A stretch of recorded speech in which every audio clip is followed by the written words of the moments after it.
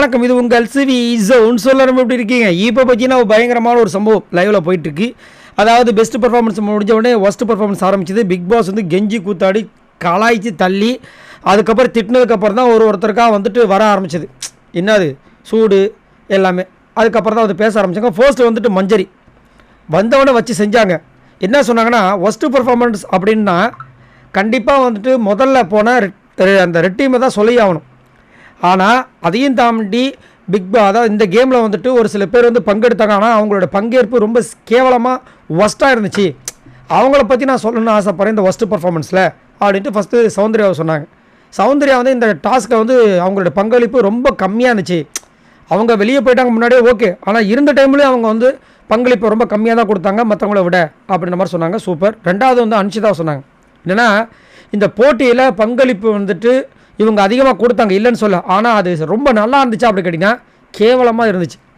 அதே மாதிரி அவங்களுடைய ஆட்டிடியூட் டுவர்ட்ஸ் த கேம் வந்துட்டு ரொம்ப ரொம்ப தப்பாக இருந்துச்சு. ரொம்ப ரொம்ப ப்ரொவோக்கிங்காக இருந்துச்சு. ஃபஸ்ட்டு டே ராணவ் அடிப்பட்டு கீழே விழும்போதும் அவங்க பண்ண விஷயங்கள் ரொம்ப டூ மச்சாக இருந்துச்சு. ரெண்டாவது நாள் எனக்காக இருந்தாலும் சரி ஜாக்லிங்காக இருந்தாலும் சரி எங்கள் ரெண்டு பேருக்கு அடிப்பட்ட டைமும் இவங்க வந்து பேசுகிறது ரொம்ப ப்ரொவோக்கிங்காக இருந்துச்சு. அந்த ப்ரொவோக் பண்ணது வந்துட்டு எங்களை மட்டும் இல்லாமல் அந்த சுற்றுப்பட்டு இருந்த எல்லாரையுமே சேர்த்து ப்ரொவோக் பண்ணி அந்த கேமோட என்விரான்மெண்ட்டையே வந்துட்டு கேவலப்படுத்துகிற மாதிரி ஆகிடுச்சு.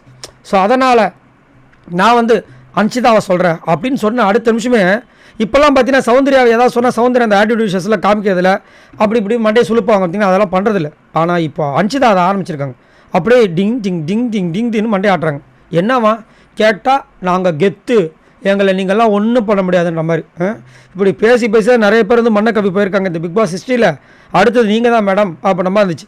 ஆனால் பாருங்கள் நிலமை ஆல்ரெடி வந்துட்டு இவங்க அன்அஃபிஷியாக இருந்தாலும் சரி அஃபிஷியாக இருந்தாலும் சரி லாஸ்ட்டில் தான் இருந்தாங்க. அதாவது மங்களம் சாருக்கு மேலே திடீர்னு என்ன ஆச்சோ, என்ன மாய மந்திரம் ஆச்சோ, மிட்டில் போய் உட்காந்துட்டாங்க பிரச்சனையும் இல்லாமல். சரி, உங்களோட கருத்தை சொல்லுங்கள். இங்கே மஞ்சரி சூப்பராக வந்துட்டு அன்ஷிதாவை செமையாக பேசியிருந்தாங்க. அதுக்கு அன்ஷிதா ரிப்ளை கொடுத்த விஷயங்களை பற்றி என்ன நினைக்கிறீங்க? மறக்காமல் கமெண்ட்ஸ் பண்ணுங்கள். பாய் நண்பர்களே.